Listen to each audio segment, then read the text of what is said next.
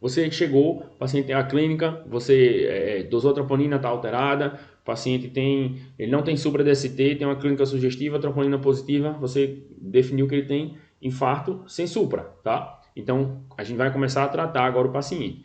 Você já fez toda a primeira avaliação, avaliou a hemodinâmica, viu se o paciente estava desaturando, estava saturando abaixo de 90, colocou O2 se foi necessário, né? Já fez o AS, e aí você vai fazer a terapia dupla, né? A dupla antiagregação, tá? O AS você já fez, né? Os 300 miligramas, e aí você diagnosticou um paciente com infarto sem supra, você vai fazer um inibidor de PY12, P2Y12, tá? Que é ou clopidogrel, que é o que a gente tem na maioria dos lugares, quando tem, né? É o clopidogrel, ou ticagrelor ou prasugrel. Esses dois aí, ticagrelor e prasugrel, eles são superiores ao clopidogrel. Então, se você tiver disponível, se você puder usar, né, é preferível ao clopidogrel. E aí, como é que você vai usar? O ticagrelor você vai fazer 180 mg, né, VO, e depois você vai deixar prescrito 90 mg de 12 em 12, né, ou seja, você vai fazer 2 comprimidos de uma vez só e depois deixar 90 mg uma vez a cada 12 horas, tá? Se for o prasugrel, você vai fazer 60 mg e depois 10 mg dia, né, uma vez só ao dia. Se for o clopidogrel, você vai fazer 300 mg, tá? E que dá 4 comprimidos, vou fazer 4 comprimidos de uma vez e depois deixar 75 mg dia, um comprimido por dia, beleza? Se o paciente tiver mais do que 75 anos, então você vai fazer só um comprimido, só 75 mg e ponto final, né? Um paciente mais idoso, por causa do risco de sangramento, tudo isso aí, então você faz uma dose menor. E se o paciente for para a intervenção coronariana percutânea, né? For para ICP, você vai fazer 600 mg, você vai fazer 8 comprimidos. Na prática, né, se você não trabalha no serviço de cardiologia, onde você recebe o paciente que já vai para a ICP logo de cara, você dificilmente você vai fazer 600 mg. Né? Você pode fazer os 4 comprimidos e depois o pessoal lá completa, tá? Não vai ter nenhum problema. O ideal é que você, se tiver disponível o ticagrelor, fazer o ticagrelor ou o prasugrel, porque eles têm um efeito mais rápido e aí eles terminam tendo um desfecho melhor, tá? Mas o que a gente tem muitas vezes é o clopidogrel, então faz 3 comprimidos de AS, 4 comprimidos de clopidogrel, né? E aí define a conduta do paciente. Pensando que o paciente é um IAM sem supra, a gente vai ver lá na frente quando é que o paciente vai para ICP ou não, tá? Mas, no geral, ele não tem uma indicação de fazer a intervenção percutânea de imediato, exceto se ele tem um infarto sem supra, mas ele está hemodinamicamente instável, né? Um paciente está chocado, então você aí teria indicação de fazer uma intervenção percutânea mais rápida, né? Imediata ou quanto antes. Tá? Se não for nessa situação, a gente vai ver quando é que é a indicação de fazer uma ICP nesses pacientes, né? O paciente para angioplastia. O paciente, então, você fez o AS, fez o clopidogrel, você vai fazer também anticoagulação, tá? Ou você pode fazer a heparina não fracionada ou a enoxaparina, né? Que é o Clexane. A heparina não fracionada, eu coloquei esse asterisco aí porque é irreal o uso da heparina não fracionada, principalmente na grande maioria dos lugares, tá? Por quê? Você vai fazer 60 a 70 unidades quilo em bolos, depois você vai fazer 12 a 15 unidades quilo hora em BIC, tá? Não existe aquela história de você fazer as 333 unidades quilo subcutâneo, depois ficar mantendo com 250 unidades subcutâneo, de 12 em 12, unidade quilo subcutâneo, de 12 em 12 no paciente, como você pode fazer no TEP. Não existe isso para infarto. Essa terapia não melhorou e o paciente sangrou mais quando ele fez isso aí. Então, você não pode fazer, você tem que fazer em BIC. Para você fazer heparina não fracionada, você tem que fazer em BIC. Para fazer em BIC, você tem que ficar controlando pelo TTPA, né? Então, você tem que ter um aumento ali de 1,5, 2 vezes e meia do valor normal. Então, isso aí é completamente impraticável na maioria dos lugares onde a gente tem, exceto em serviços muito, muito bem serviços, serviços que são muito bem estruturados. Se você tiver um serviço muito bem estruturado, você pode fazer isso aí, né? 60 a 70 unidades quilo EV e depois de 12 a 15 unidades quilo hora em BIC, né? Mas você tem que lembrar que tem que controlar pelo TTPA, então tem que ficar fazendo o TTPA de 6 em 6 horas para poder controlar isso aí. Não é a realidade, talvez em 95% do país, beleza?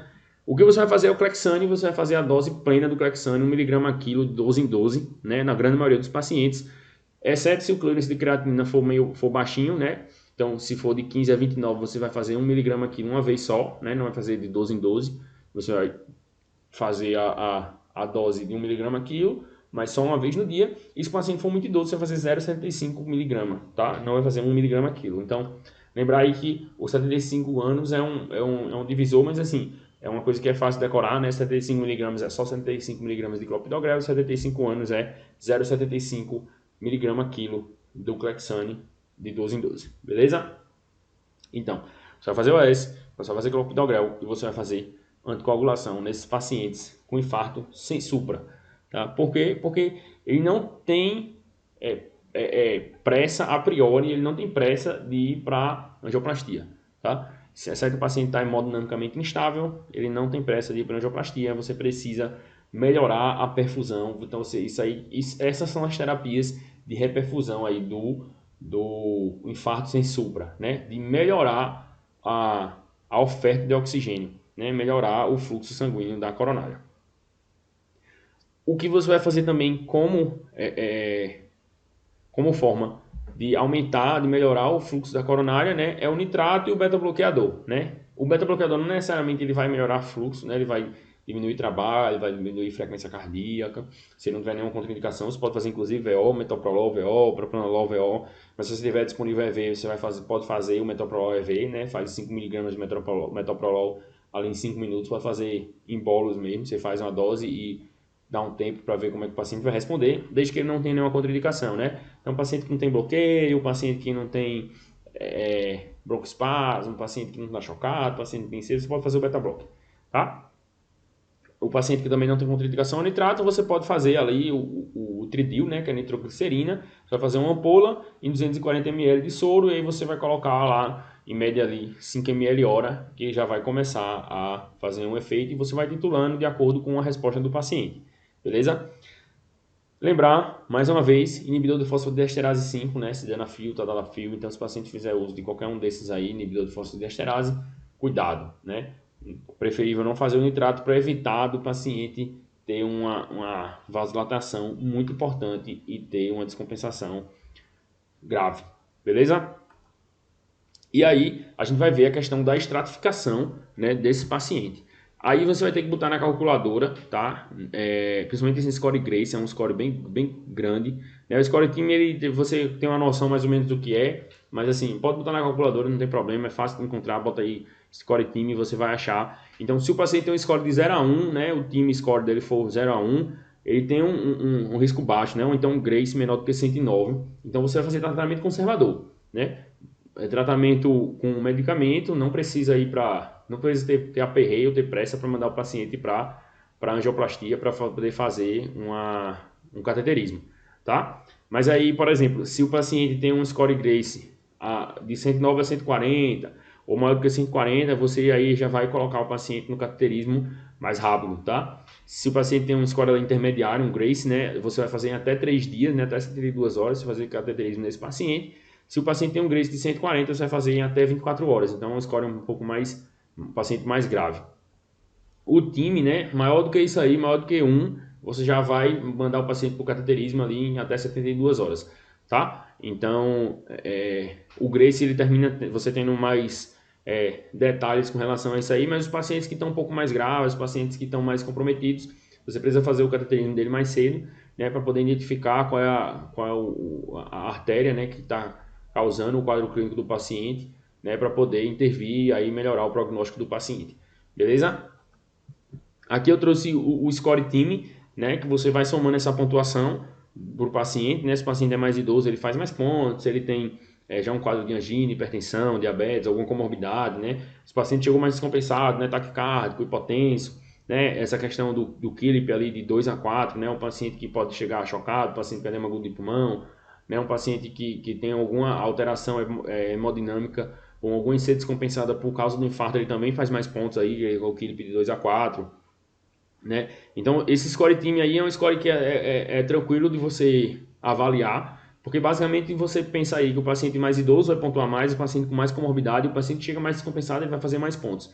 Então, ele também avalia o prognóstico, né, a mortalidade desses pacientes. Então, quanto mais alto o time do paciente, pior o prognóstico, mais ele morre ali, chegando até perto de 30% de mortalidade nos pacientes que fazem pontuação máxima aí, né?